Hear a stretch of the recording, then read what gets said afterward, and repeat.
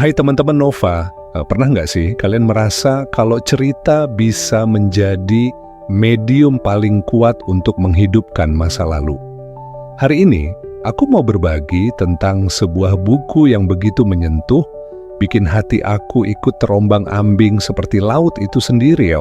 Judulnya Laut Bercerita karya Leila S. Chudori. Buku ini bukan sekadar cerita, tapi sebuah perjalanan emosional yang akan membawa kita ke masa kelam sejarah Indonesia dari sudut pandang manusia-manusia yang pernah menjadi bagian dari cerita itu. Coba kita bayangkan dulu ya. Seperti apa rasanya hidup dalam masa penuh gejolak, di mana suara kebenaran tenggelam oleh kebisingan tirani. Disinilah Laut Bercerita hadir menjadi pengingat pelipur lara, sekaligus alarm untuk tidak melupakan sejarah. Yuk, kita langsung saja menyelami cerita ini lembar demi lembar bersama aku, Nova. Bagian 1, Laut yang Memendam. Banyak rahasia.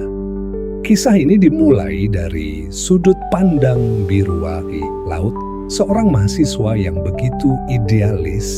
Dia adalah anggota kelompok aktivis di era Orde Baru saat kebebasan berekspresi dianggap sebagai ancaman bagi kekuasaan.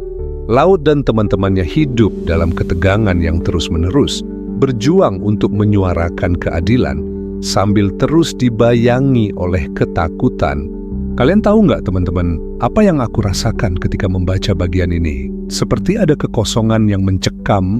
Laut dan kawan-kawannya tahu bahwa mereka sedang berhadapan dengan kekuatan besar yang bisa menghancurkan mereka kapan saja. Tapi tetap saja mereka tidak mundur. Mereka terus maju, seperti ombak yang tidak pernah berhenti menghempas karang. Dan ya, nama laut itu bukan sekadar nama biasa. Laut menjadi metafora yang sangat kuat dalam buku ini, yang menyimpan cerita, luka, dan keindahan persis seperti sang tokoh utama. Bagian 2, kehilangan yang tak tertahankan. Di bagian ini, kita diajak masuk ke babak yang lebih gelap. Laut dan beberapa teman-temannya ditangkap oleh aparat. Dan apa yang terjadi setelah itu adalah serangkaian peristiwa yang membuat hati ini serasa dihancurkan perlahan. Leila Chudori dengan brilian menggambarkan penyiksaan fisik dan mental yang dialami para aktivis. Aku nggak akan menyebutkan detailnya di sini karena mungkin terlalu berat untuk sebagian orang. Tapi yang jelas, bagian ini membuat aku merenung seberapa jauh seseorang rela berkorban demi apa yang mereka percayai. Kalian pernah nggak merasa ingin menyerah di tengah jalan? Laut dan teman-temannya menunjukkan kepada kita bahwa meskipun tubuh mereka dihancurkan, semangat mereka tetap hidup. Ini menjadi pelajaran besar buat aku dan mungkin juga buat kalian. Bagian 3, keluarga yang tak pernah berhenti. Mencari salah satu elemen paling menyentuh dalam buku ini adalah sudut pandang keluarga.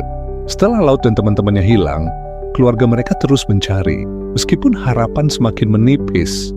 Di bagian ini kita diajak melihat dunia dari mata Asmara Jati, adik Laut. Dia tidak hanya kehilangan kakaknya, tapi juga kehilangan kepercayaan pada sistem yang seharusnya melindungi mereka. Leila menggambarkan kesedihan ini dengan sangat manusiawi.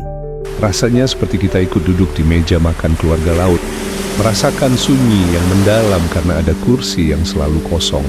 Bagian 4, luka yang harus disembuhkan. Buku ini tidak hanya tentang perjuangan atau kehilangan, tapi juga tentang penyembuhan. Di akhir cerita, kita diajak merenung bagaimana kita bisa memaafkan tanpa melupakan, bagaimana kita bisa melanjutkan hidup tanpa meninggalkan apa yang penting bagi kita.